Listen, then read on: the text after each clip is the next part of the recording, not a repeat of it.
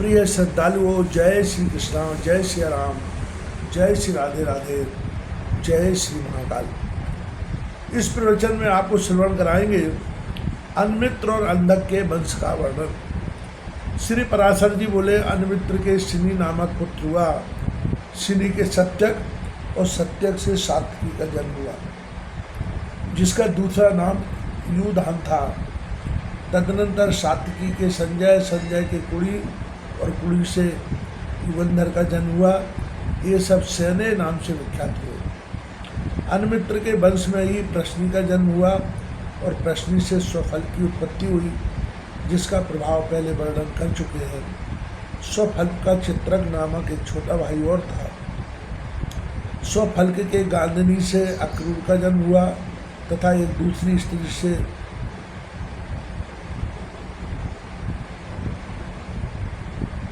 उप मधु मृदा मृद विश्वारी मेजय गिरिछत उपछत्र शतग्न अधिमर्दन धर्मदृक दृष्टधर्म गंधमोज बाय और प्रतिपाय नामक पुत्र तथा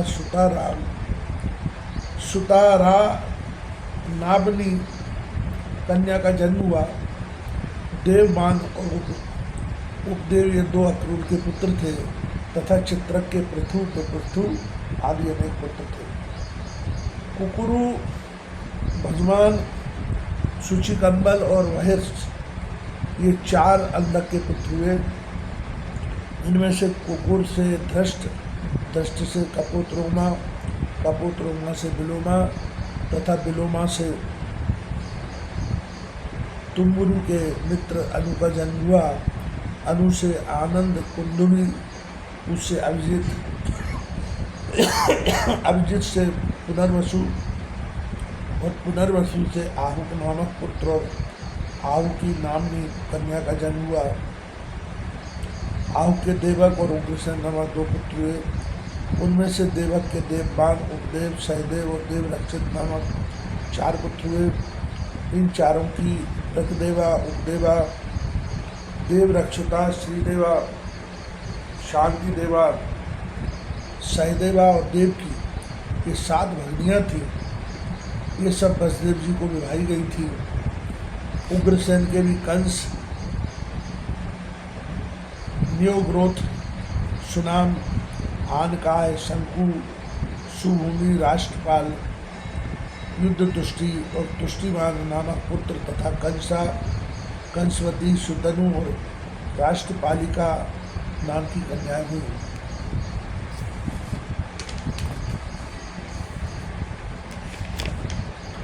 भगवान का पुत्र विदुरथ हुआ। विदुरथ के सूर, सूर के शनि, शनि के प्रतिछत्र, प्रतिछत्र के स्वयंभोज, स्वयंभोज के हृदिक तथा हृदिक के कृतवर्मा, सतधन्वा, देवार और देवगर्भ आदि पुत्र हुए। देवगर्भ के पुत्र सूरसेन थे।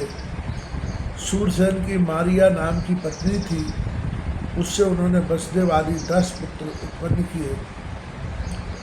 वसुदेव के जन्म लेते ही देवताओं ने अपना अव्याहित दृष्टि से यह देखकर कि इनके घर में भगवान अंशावतार होंगे, आनक और दुग्निवी आदि बाजे बजाए, इसलिए इनका नाम आनंद दुग्निवी भी हुआ।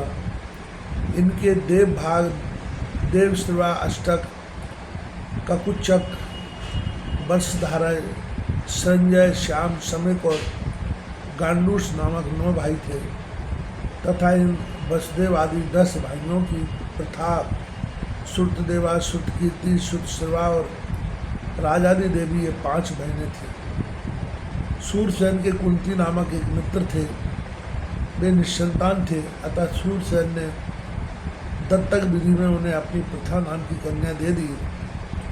उसका राजा पांडु के साथ विवाह हुआ। उसके धर्म, वायु और इंद्र के द्वारा क्रमशः युधिष्ठिर, भीमसेन और अर्जुन नामक 3 पुत्र हुए। इनके पहले इसके अविवाहित अवस्था में ही भगवान सूर्य के द्वारा कर्ण नामक एक कानीन पुत्र हुआ था। इसकी माद्री नाम की एक सपत्नी थी। उसके अश्विनी कुमारों द्वारा नकुल और सहदेव नामक पांडु के 2 पुत्र हुए। सूरसेन की दूसरी कन्या स्तुतदेवा का कारुष नरेश वृद्ध धर्मा से विवाह हुआ था। उससे दंत्रवक्त नामक महादैत्य उत्पन्न हुआ। सुत कीर्ति को कैकेयी राज ने विवाह था। उससे कैकेयी नरेश के संतर्दन आदि 5 पुत्र हुए। राजादि देवी से अवंती देशीय बिंद और अनुबिंद का जन्म हुआ। सुत सुरवा का भी चेदी राज दमघोष ने प्राणी ग्रहण किया। उससे शिशुपाल का जन्म हुआ। पूर्व जन्म में यह अतिशय पराक्रमी हिरण्यकश्यप नामक दैत्यों का मूल पुरुष हुआ था, जिससे सकल लोक गुरु भगवान नृसिंह ने मारा था। तदनंतर यह अक्षय वीर शौर्य संपत्ति और पराक्रम आदि गुणों से संपन्न तथा समस्त त्रिभुवन के स्वामी इंद्र के भी प्रभाव को दबाने वाला दशानन हुआ। स्वयं भगवान के हाथ से ही मारे जाने के पुण्य से प्राप्त हुए नाना भोगों को वह बहुत समय तक भोगते हुए अंत में राघव रूपधारी भगवान के ही द्वारा मारा गया। उसके पीछे यह चेदराज दमघोष का पुत्र शिशुपाल हुआ। शिशुपाल होने पर भी वह भूभार हरण के लिए अवतीर्ण हुए। भगवत दंश स्वरूप भगवान पुंडरीकाक्ष में अत्यंत द्वेष बुद्धि करने लगा।